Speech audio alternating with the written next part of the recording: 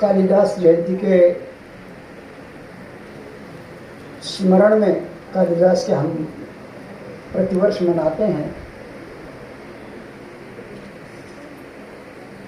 हर सभा का अपना एक अलग चरित्र होता है। इस सभा का भी अपना चरित्र है।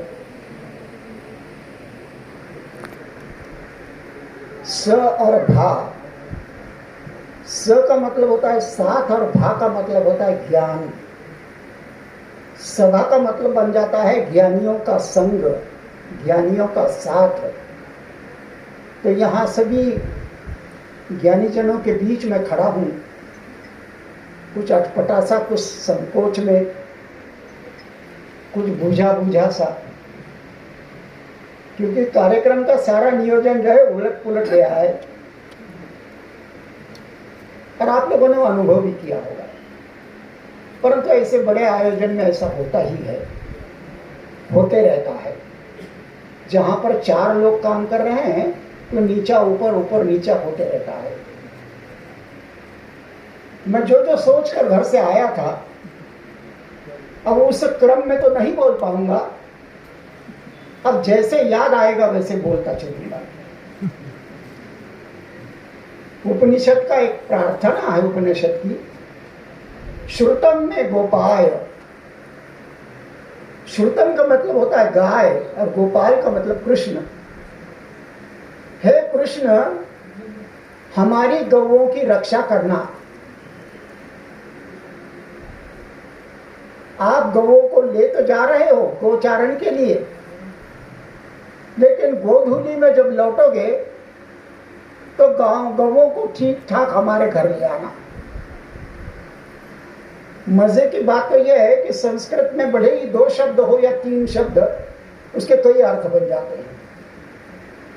यहां पर श्रुतम में गोपाल का एक अर्थ यह भी है कि हे गोपाल, हे कृष्ण, श्रुतम के मैंने सुनी हुई विद्या, मैंने जो कुछ भी सुना हुआ है उसकी रक्षा करना है। जब वक्ता यहां पर खड़ा होता है तो वह मन ही मन प्रार्थना करता है कि मैंने जो कुछ पढ़ा है, जो कुछ अनुभव किया है, वो ठीक ढंग से सूत्रबद्ध बोल सकूं, तो मेरी स्मृति की रक्षा करना।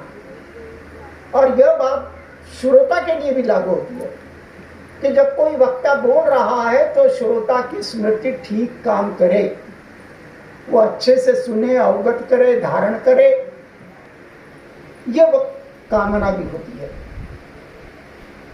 होता यह है कि कई बातें, जैसे सभा शब्द है, श्रुतम में गोपाय प्रार्थना है, उसी प्रकार से एक और बड़ा अभिवादन है हमारी भारतीय सभ्यता का, और वह है नमस्ते।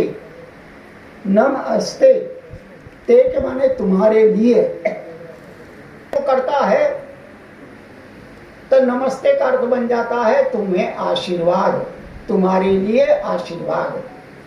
जब छोटा बड़े को नमस्ते कहता है तो उसका अर्थ बन जाता है तुम्हारे लिए प्रणाम, और जब समवयस्क करते हैं तो इसका मतलब होता है तुम्हारा सम्मान। तो यहां पर 3 अर्थ एक शब्द के द्वारा व्यक्त होते हैं। ये केवल good night, good morning, good afternoon नहीं है, मौसम का हाल हवाल हमारे पास जरूरत नहीं है। यहाँ पर यह हमारी सभ्यता का, हमारी भाषा का, हमारी संस्कृति का और विशेष रूप से संस्कृत भाषा का ये गुण है। परंतु हम सहज रूप से उनका प्रयोग करते हैं। हम नमस्ते सहज कह देते हैं। ऐसे कहा जाता है कि मलय गिरी पुरंदरी चंदन तरु काष्ठ ईंधन करोती। मलयगिरी में रहने वाली जो पुरंदरी सुंदरी होती है, वो चंदन के लकड़ियों को चूल्हे में जलाती है, उसको उसकी कीमत नहीं होती। कुछ वैसी ये हालत हम भारतीयों की है कि हम कैसे किसकी कीमत करना है ये नहीं जानते। हम उसको बिल्कुल लाइटली, बिल्कुल सहज में लेते हैं।